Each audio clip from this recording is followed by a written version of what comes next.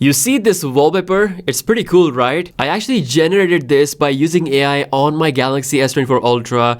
So dope. What's up guys, so it's been about 4 days with the beast of Samsung, the Galaxy S24 Ultra. There is so much to share with you guys. Some of your biggest questions will be answered. Is the 5x lens really an upgrade over the S23 Ultra, or is this a downgrade? What about all those AI features? Are they actually worth it? We're gonna discuss everything. The S24 Ultra is an expensive phone, but it doesn't have to be expensive when Samsung's massive discount is still available for you guys. You can save up to $750 with enhanced trade-in and earn extra $150 credit. All those sweet offers and deals are mentioned in the description below. So I've been using the titanium violet color of the S24 Ultra, and in my opinion, this is a really beautiful color. Depending on the lighting and the angle, it can have two different effects. It could look a bit lighter or have a darker look. The added titanium on the sides feel proper premium. After using this for a bit, it feels like my Galaxy S23 Ultra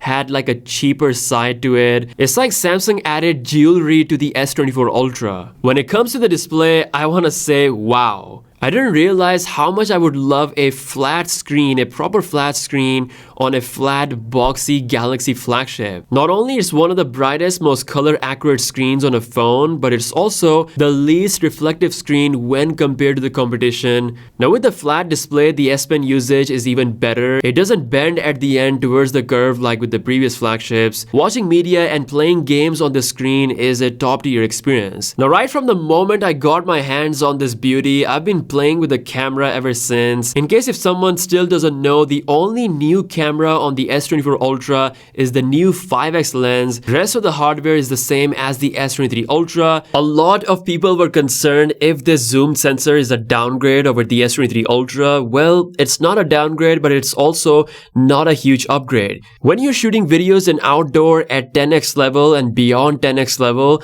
the quality is pretty much the same on both phones. It's only when you shoot in super low light scenarios that's where you see the detail coming out. Again, this was an incredibly low light situation where the phone had to utilize night mode, but you can see the bigger aperture size does help with extra detail. But in most normal scenarios, you're not really going to see that much of a difference. The best thing about the 5x zoom on the S24 Ultra is that it's more of a usable range for photos, especially the portrait photos, which you can now take at 5x level in addition to 3x, 2x, and 1x. If you're someone who loves to take portrait photos, 5x is a really good range to work with. This new 5x lens also has noticeably better stabilization when you're shooting at super far zoom ranges. It's much easier to control and frame your zoom shot when you're zoomed out that far. And let's not forget, this lens also supports 8K video recording as well as 50 megapixel photo outputs. Now, other than the 5x zoom, the overall camera experience has been pretty good, but obviously not completely perfect. It definitely needs some fine tuning, especially with the HDR performance in certain images, in certain particular scenarios. But overall, I think Samsung has done a pretty fair job with the S24 Ultra. You can also shoot 4K 120 FPS video for the first time on a Samsung flagship phone, which is pretty good.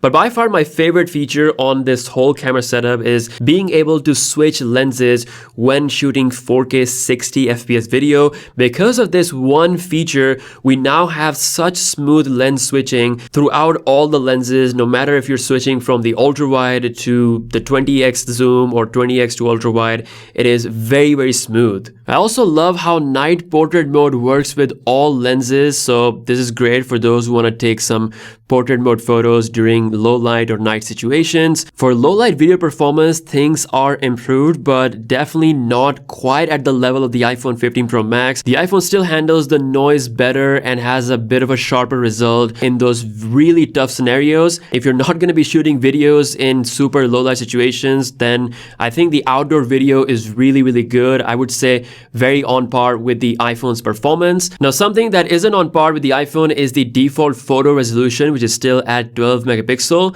You can shoot 24 megapixel photos, but in expert RAW application. And I'm honestly wondering why not have this option with the actual main camera application. Hopefully Samsung will add this feature via a software update down the line. Now another thing that Samsung has improved so much is actually the performance. This is by far the best performing Samsung flagship phone I have ever seen and tested. I highly recommend you guys to check out my speed test comparison against the iPhone 15 Pro Max. Samsung has really dialed down the optimization and superior animation with no lag. I've seriously not seen a single lag on this phone from the day one. It feels really snappy, all thanks to the faster display response time. Now despite having all the Snapdragon power, Galaxy S24 Ultra still take its sweet time when processing 200 megapixel or 50 megapixel image processing. Now we can't make a Galaxy S24 Ultra video without the mention of AI. I have to say these features are really useful, like legit it makes other phones